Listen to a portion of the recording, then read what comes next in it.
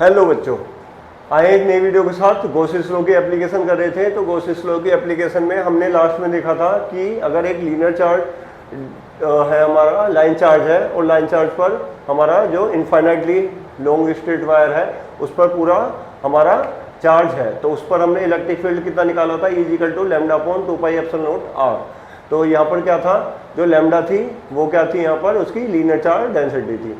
अब अगर सपोज करिए कि मैं एक यहाँ पर एक सीट लूँ, इनफाइनाइट सीट लूँ, ये मेरी इनफाइनाइट सीट है। सपोज कीजिए कि ये मैंने यहाँ पर क्या ले ली, एक इनफाइनाइट सीट ली, और इस इनफाइनाइट सीट पर मुझे क्या निकालना है, मुझे यहाँ पर इलेक्ट्रिक फील्ड निकालना है। इस पर जो चार्ज है वो इस तरह से मैंने देख लिया कि ये वाला चार्ज मेरा यहाँ पर यूनिफॉर्मली डिस्ट्रीब्यूटेड है, ये चार्ज मेरा यूनिफॉर्मली यहाँ पर डिस्ट्रीब्यूटेड है। और इसकी जो अब क्या कंसीडर करेंगे, क्योंकि एक प्लेन है तो इसकी सरफेस चार्ज डेंसिटी को कंसीडर करेंगे। तो सरफेस चार्ज डेंसिटी कहाँ से निकाल लेंगे, Q सिग्मा इंटू क्या हो जाएगा, A। क्लियर। अब ये जो सिग्मा है तो सिग्मा कितना आ जाएगा, यहाँ से Q/AB हम यहाँ से लिख सकते हैं। अगर जरूरत पड़ी तो हम इसका यूज कर सकते हैं। सिग्मा क्या है यहाँ पर, ये मेरा सरफेस चार्ज डेंसिटी है। अब इसका इलेक्ट्रिक फील्ड निकालने के लिए मैं सिंपली क्या करूँगा, इस पर भी एक मैं गॉसियन सिलेंडर बना लूँगा, और जो गॉसियन सिलेंडर होगा वो सपोज कीजिए मैंने एक गॉसियन सिलेंडर ये वाला यहाँ पर बना लिया।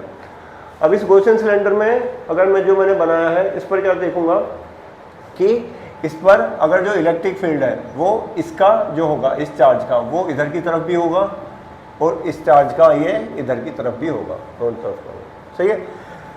ये और दोनों तरफ जो इलेक्ट्रिक फील्ड होगा इसका क्या होगा, वो सेम ही होगा, क्योंकि सेम चार्ज है यहाँ पर, तो इलेक्ट्रिक फील्ड क्या होगा, इसका सेम ही होगा। अब क्या है कि जो सपोज कीजिए कि अगर मैं इसके परपेंडिकुलर डायरेक्शन में यहाँ पर देखूँ, इसके परपेंडिकुलर डायरेक्शन में, तो इसकी जो इलेक्ट्रिक फील्ड की डायरेक्शन है वो तो ये है, और जो एरिया वेक्टर है इस अगर पॉइंट पर, इसके अगर सर्कमफेरेंस की बात करूँ तो यहाँ पर क्या है कि ये DA की जो डायरेक्शन है, अगर मैं छोटा सा एक यहाँ पर एरिया पार्ट लूँ इसकी सर्कमफेरेंस में, तो ऊपर की अगर तरफ देखूँ तो दोनों के बीच में कितना एंगल बनेगा, 90 डिग्री। अगर 90 डिग्री बनेगा तो cos 90 कितना हो जाएगा, यहाँ पर 0 हो जाएगा। तो ऊपर वाली सर्कमफेरेंस पे मुझे यहाँ पर कुछ भी इलेक्ट्रिक फील्ड नहीं मिलेगा। और इस वाली डायरेक्शन में अगर मैं देखूँ कि यहाँ पर अगर मैं इधर वाली डायरेक्शन पे देखूँ तो इसका जो एरिया, ये जो यहाँ पर ये वाला जो साइड, ये इस तरह से जो इसको देखा जाए तो ये जो सर्कल है इसके बाहर की तरफ जो एरिया है, ठीक है, ये आउटर, ये वाला जो है इसका, इस सिलेंडर का जो आउटर वाला सर्कल है इसका जो एरिया वेक्टर है वो बाहर की तरफ होगा। वो सपोज करो मैंने कितना मान लिया, अगर छोटा सा पार्ट यहाँ पर लिया है तो वो हो गया DA यहाँ पर, तो इसका एरिया वेक्टर क्या होगा, वो इसके जस्ट परपेंडिकुलर होगा। ये ऐसे है तो ये क्या होगा, इस तरह से परपेंडिकुलर होगा। तो यहाँ पर दोनों की डायरेक्शन क्या होगी, यहाँ पर सेम होगी। तो E और DA के बीच में कितना एंगल बनेगा, 0 डिग्री, तो cos 0 कितना हो जाएगा, 1। तो यहाँ पर मुझे क्या मिलेगा, यहाँ पर मुझको ये इलेक्ट्रिक फ्लक्स मिल जाएगा।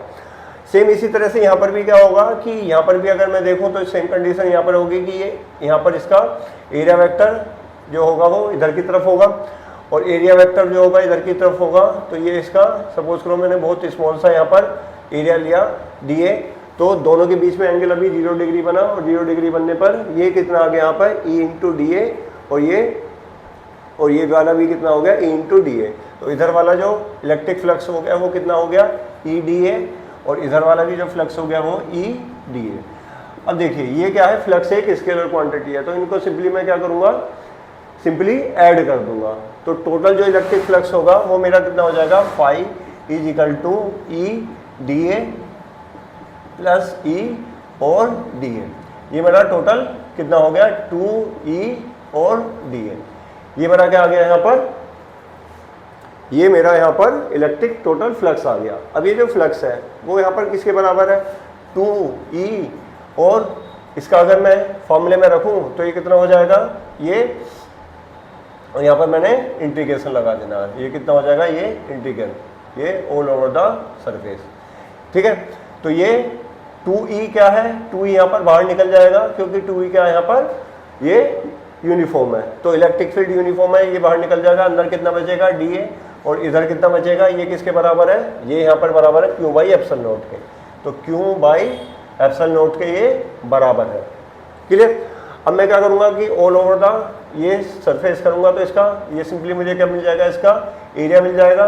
तो ये यहाँ पर हो गया 2EA equal to Q by epsilon naught, जो Q बाई ये क्या करूंगा मैं यहाँ पर कि Q की जगह क्या रख दूंगा, सिग्मा इंटू ये A अपॉन एप्सिलॉन नॉट, ये आ गया।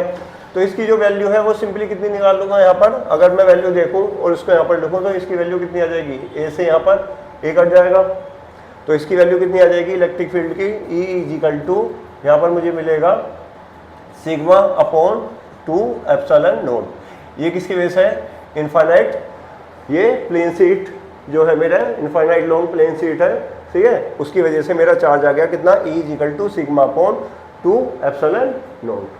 सो अगर वीडियो पसंद आई हो तो लाइक शेयर और सब्सक्राइब करिए। Thank you so much.